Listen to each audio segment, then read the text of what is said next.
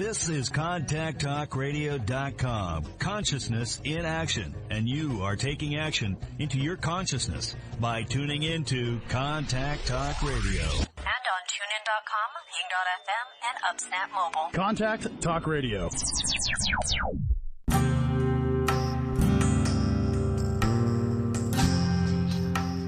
Welcome to Spiritual Psychic with Sarah Wiseman, where you'll learn how to unlock the secrets of spiritual intuition and your own psychic gifts. Here's Sarah.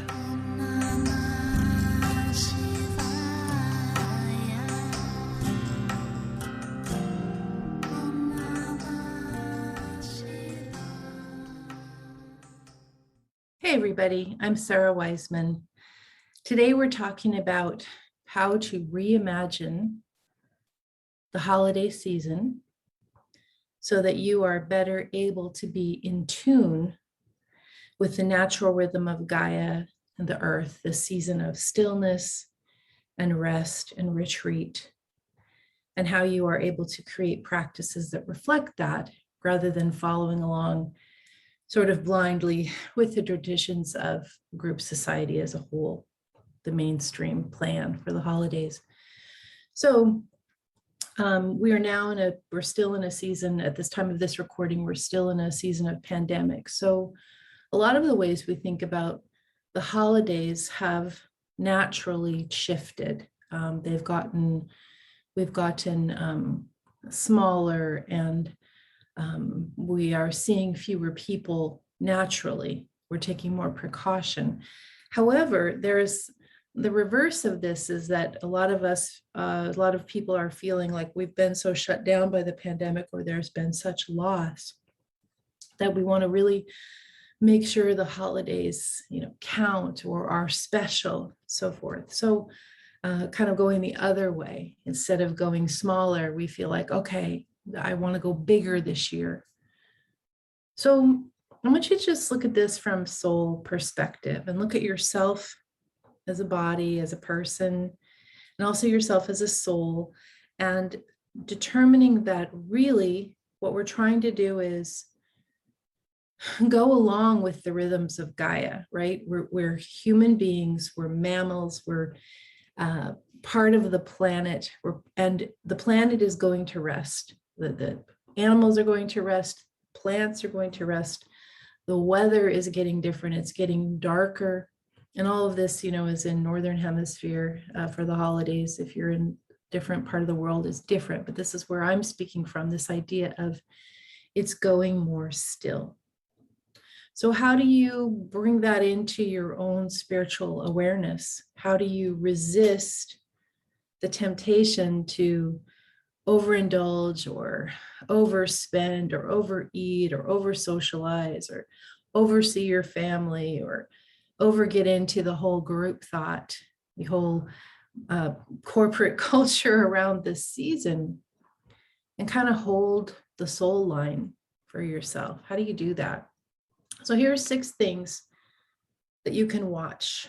You can watch your physical intake, and that could be food, alcohol, substances, whatever it is that you're putting in your body. Really look at if your body wants that, or if you're just having it because it's in the society around you. Now, even as I'm saying this, we're all very aware that lots of people don't have enough to eat, and lots of people have addictions issues. And so when we're overindulging in that kind of stuff, even though it's not healthy or not useful to us, we really need to look at that.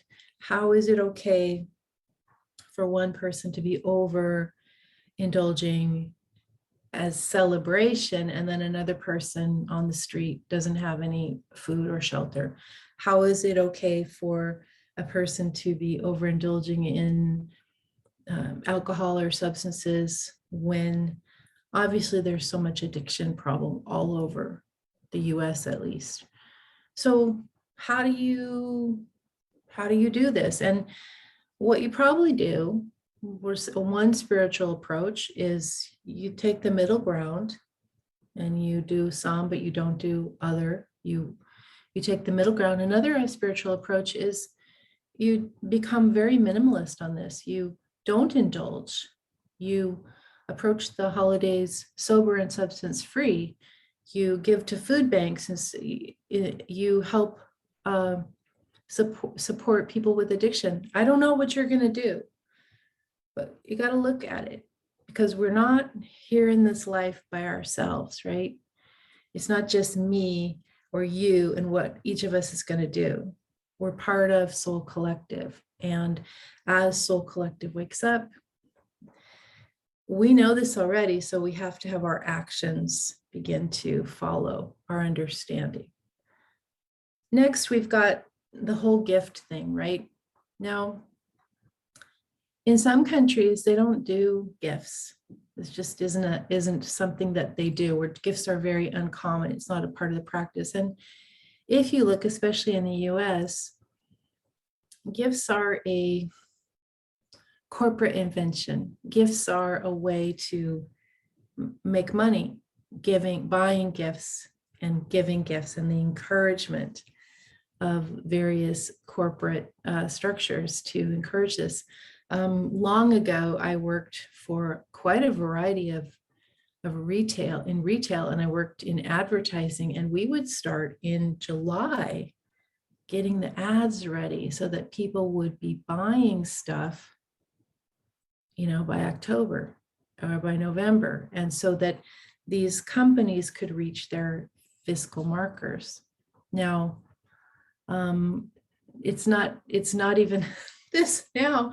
We're not even trying to get people to do things by November. They're trying to get people be spending actively by October. And we all know this kind of, talking about addictions. Lots of people have shopping addictions, especially with the advent of delivery and so forth. So paying attention to this, and then also looking around where you live if you have a lot of stuff, and then think about people that don't have any stuff, and just think like you're part of collective souls. So how does this work? How does it work that you or I have extra stuff and somebody else doesn't have any? Consider your attachment and your approach to gifts. Number 3, we've got the overabundance of socializing. Now, during the pandemic, it may be different. I don't know what it's going to be like at time of recording. We're a little bit ahead of that, but what most sensitive people find is, or most sensitive, empathic introverts, like most of you guys watching me, we just can't do with all this extra social. It sounds fun. And then we're, huddled in the dark room trying to recover ourselves, right? So don't just pace yourself. Decide what's actually important and what's going to put you over the edge with your own sensitivities and ability to handle social interaction, and make a plan to do something different. I know for me, one of my favorite things is to go out and do a winter walk. And I would much prefer to do that than go to a big party. Decide for yourself who you are and go with that. Resist this idea that you have to be social. You don't. You can spend the whole winter in solitude, and it's a beautiful thing.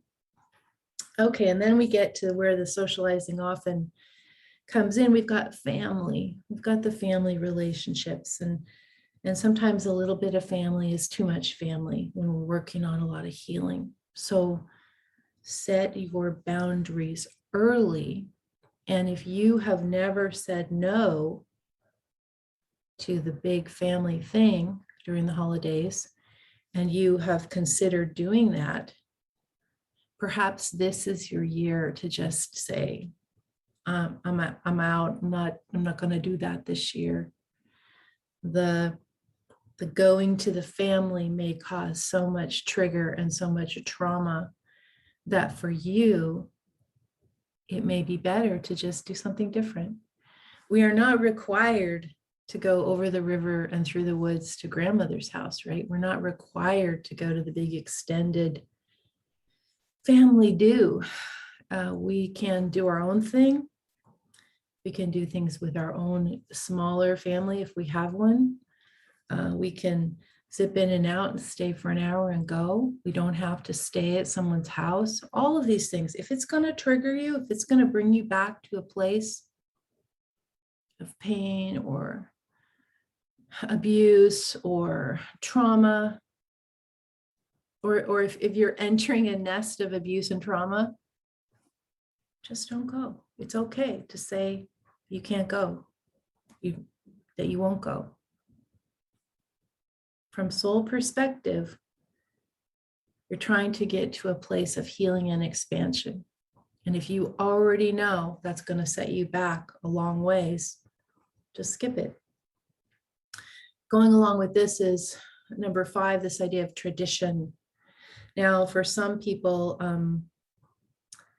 we had so many traditions in my family of origin, and now, we don't do them, and nobody cares, and it's not important that they were carried forward. So take all the traditions with a grain of salt. If you were a person who once decorated with 50 little snow villages, and maybe the thought of that this year is exhausting, don't do that. I know that during the first year of the pandemic, we got a tree and we were so exhausted by the pandemic. The tree didn't have lights on it and the tree didn't have ornaments on it. A living tree just sat in the living room the whole season because it was such a sad time. We don't need to follow traditions. Traditions were there during one type of life. And we all know, we're not in that life anymore, are we? Pick and choose, do new things. Don't get too hung up on how it has to be. It doesn't have to be any particular way. And finally, we've got this number 6, group thought. The pressure of group thought. On your phone alone, which is a portal to a particular kind of energy, on your internet screen, which is a portal, all this barrage of stuff is going to be coming in saying you have to do it this way. And you're going to look at, news is going to come in and ads are going to come in, and you're going to see pictures of celebrities having their holidays on yachts. I don't know what they do. And, no, just know what group thought is. We've got, a higher level group thought that's pretty little. You guys watching are in this higher level of consciousness. You're aware that there are other choices. And then we've got this mainstream group thought, dominant culture, not super conscious, not really getting very far in this lifetime, just sort of everybody following each other, nowhere. So resist all this influence that's coming in, and instead create the holidays as a time of stillness and respite, a time of spiritual deepening by your practices, a time of spiritual magic, really, in this season of rest. It's so beautiful. And have a different experience this year over the holiday season, over the winter respite.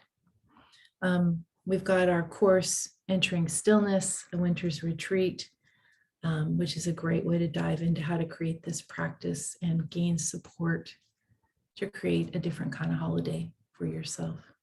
I'm Sarah Wiseman. You will find me at sarahwiseman.com, and looking forward till next time.